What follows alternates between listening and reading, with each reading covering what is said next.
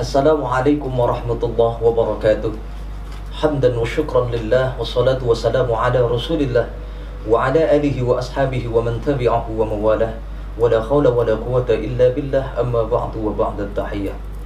Saudara-saudaraku yang dirahmati Allah subhanahu wa ta'ala, suatu saat ketika Rasulullah pulang dari medan pertempuran, dari medan perang bersama para sahabat, Rasulullah dengan tegas mengatakan, raja'na min jihadil asghar ila jihadil akbar.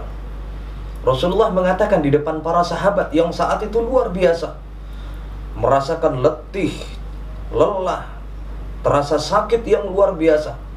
Bisa kita bayangkan bagaimana kondisi seseorang yang baru saja pulang dari medan pertempuran.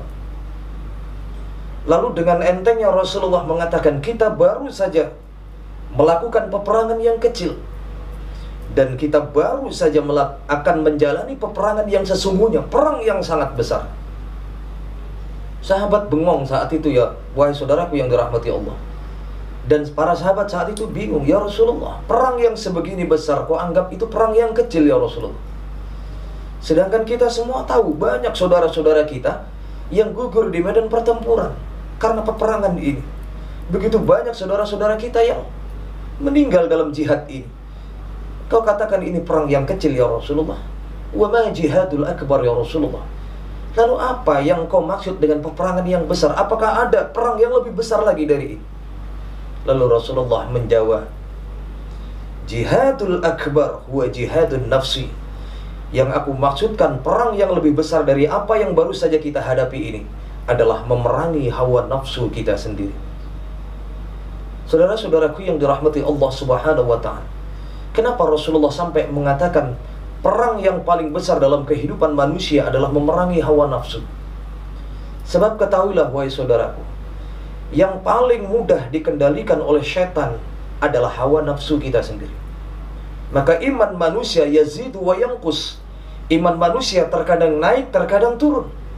Dan inilah yang ditunggangi oleh setan.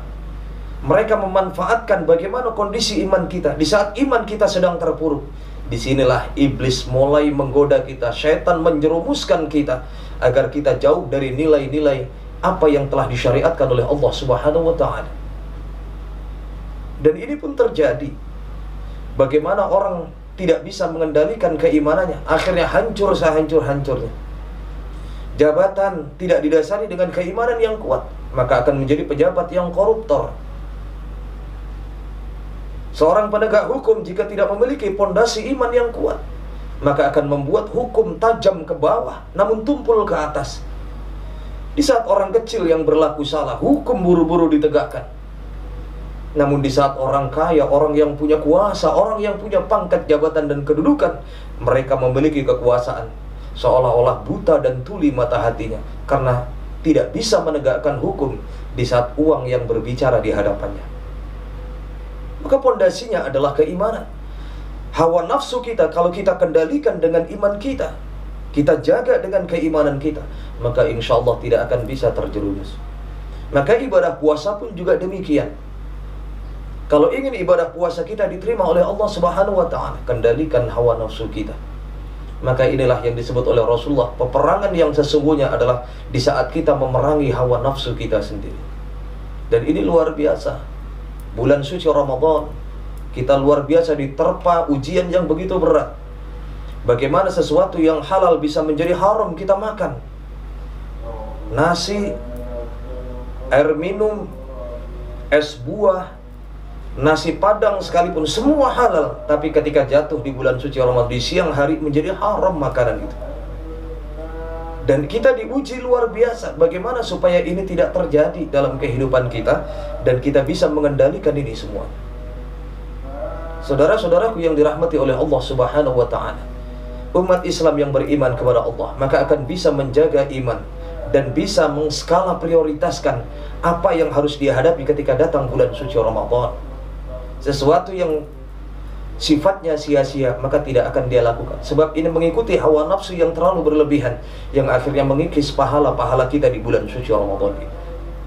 Saudara-saudaraku yang dirahmati Allah subhanahu wa ta'ala, maka dari itu mari sama-sama di bulan suci Ramadan ini kita jaga iman kita, kita kuatkan ihsan iman dan Islam kita, agar supaya ketika nafsu ini berusaha untuk keluar dari koridor syariat Islam, iman ini yang akan mencegahnya. Dan ketahuilah wahai saudaraku yang dirahmati Allah, di bulan suci Ramadan sering kita mendengar sebuah istilah, di bulan suci Ramadan ada setan, ada iblis, mereka semua dibelenggu, mereka semua diikat. Hakikatnya mereka semua tidak diikat.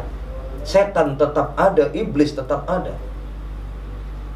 Dengan kita mengendalikan hawa nafsu kita, kita tidak mengikuti hawa nafsu kita yang berlebihan, itu secara tidak langsung kita sudah menekan hawa nafsu kita sendiri, mencegah ruang gerak iblis dan setan untuk masuk kepada diri kita, untuk menggoda kita di saat kita melaksanakan ibadah puasa.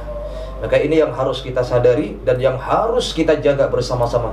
Mudah-mudahan kita diberikan kekuatan untuk bisa menjaga iman kita dan mengendalikan hawa nafsu kita di bulan suci Ramadan, agar ketika kita berbuka puasa, insya Allah kita mendapatkan pahala puasa, dan puasa kita tidak akan sia-sia di hadapan Allah Subhanahu wa ta'ala.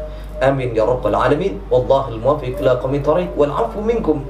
Wassalamu alaikum warahmatullahi wabarakatuh.